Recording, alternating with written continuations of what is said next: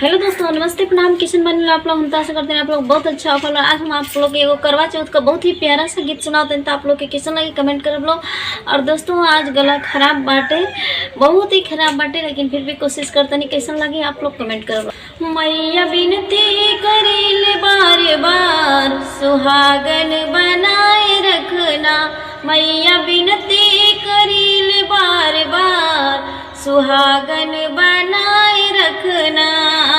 संवल सुरतिया पर लाल लाल बिंदिया, संवल सुरतिया पर लाल लाल बिंदिया, ए मैया से नुरा सजल रहे मांग सुहागन बनाए रखना।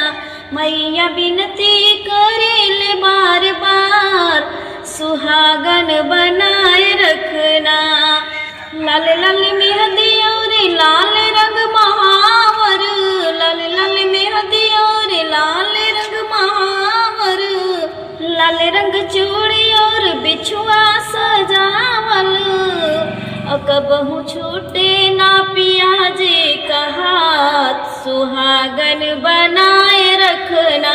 कबहू छूटे ना पिया जी का हाथ सुहागन बनाए रखना। मैया बिनती करीले बार बार सुहागन बनाए रखना। बड़े